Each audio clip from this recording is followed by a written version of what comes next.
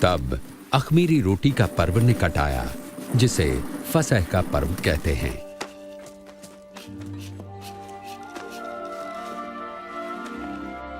और प्रभु यीशु ने शिमोन पतरस और यूहन्ना को फसह का भोजन तैयार करने पहले ही भेज दिया।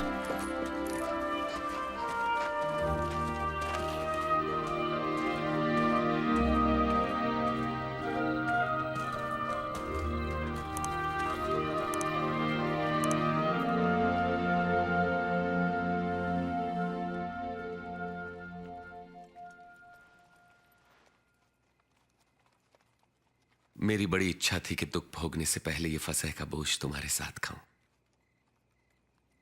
मैं तुमसे कहता हूं, परमेश्वर के राज्य में इसका उद्देश्य पूरा ना होने तक मैं इसे नहीं खाऊंगा।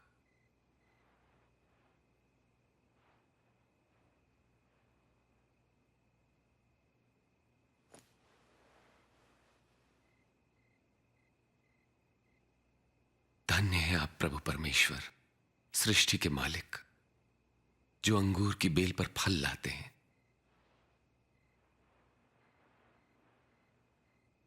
इसे लो और आपस में बांट लो। मैं तुमसे कहता हूं कि जब तक परमेश्वर का राज्य ना आ जाए, मैं अंगूर का रस नहीं पीऊंगा।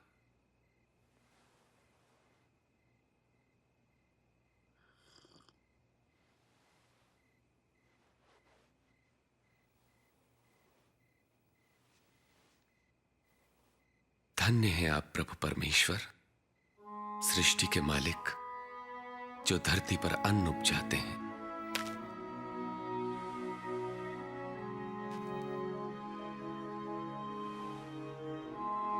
यह मेरी देह है जो तुम्हारे लिए दी जाती है। मेरी याद में ऐसा ही किया करो।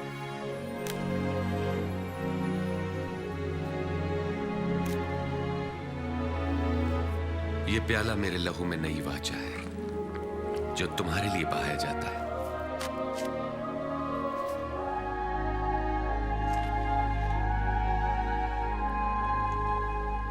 पर देखो, मुझे पकड़वाने वाला मेरे साथ इसी में इस पर है। मेरी मृत्यु तो निश्चित है, जैसा कि परमेश्वर ने ठहराया है, पर अफसोस उस पर जो मुझे पकड़वाए। ये नहीं हो सकता, ये कोई नहीं सकता, असंभव। कौन है वो धोखेबाज प्रभु?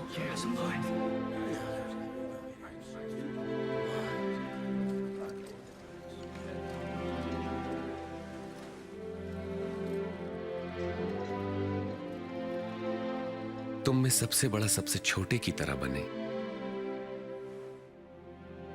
और अगुआ सेवक के समान। बड़ा कौन है, वो जो भोजन पर बैठा है या वो जो सेवा करता है? हां, वही जो मेज पर बैठा है। परंतु मैं तुम्हारे बीच सेवक की तरह हूं।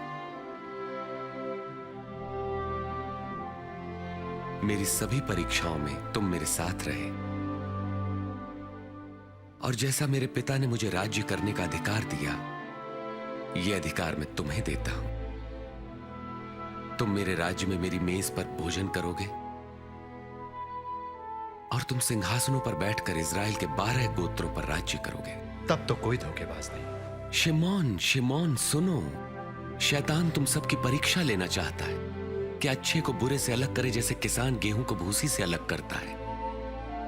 परंतु मैंने प्रार्थना की है कि तुम्हारा विश्वास न डगमगाए, और जब तुम मेरी ओर लौटो तो अपने भाइयों को ढाढ़स बंधाना। प्रभु, मैं आपके साथ बंदी गृह जाने के लिए और मरने को भी तैयार। मैं कहता हूं पतरस कि आज मुर्गे के बांग देने से पहले तुम 3 बार इनकार करोगे कि मुझे नहीं जानते।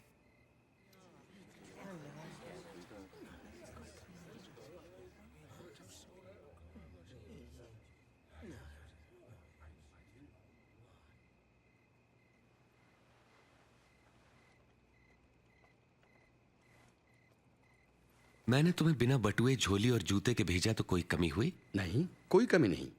अब जिसके पास बटुआ या झोला हो वो उसे ले ले, और जिसके पास तलवार ना हो वो अपने कपड़े बेचकर खरीद ले। मैं कहता हूं, धर्मशास्त्र में लिखा है वो अपराधियों में गिना जाएगा, और मेरे विषय में लिखा सब पूरा हो रहा है। देखिए, यहां तो तलवारें हैं प्रभु।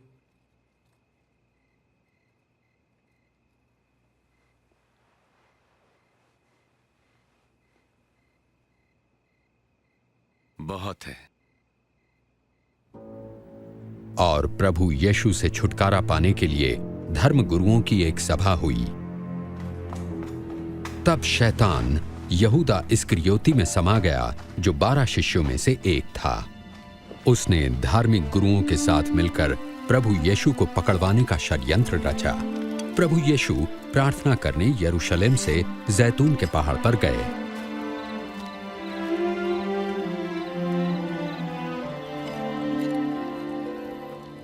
प्रार्थना करो ताकि तुम परीक्षा में न पड़ो।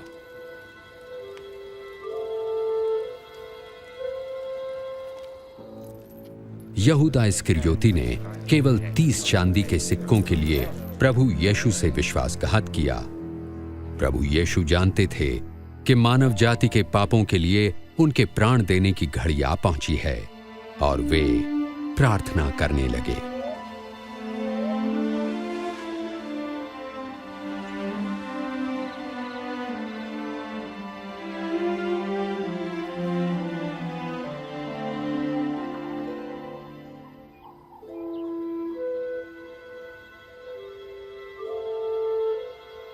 हे पिता, अगर आप चाहें तो ये प्याला मेरे पास से हटा लें, तो भी मेरी नहीं, आपकी इच्छा पूरी हो।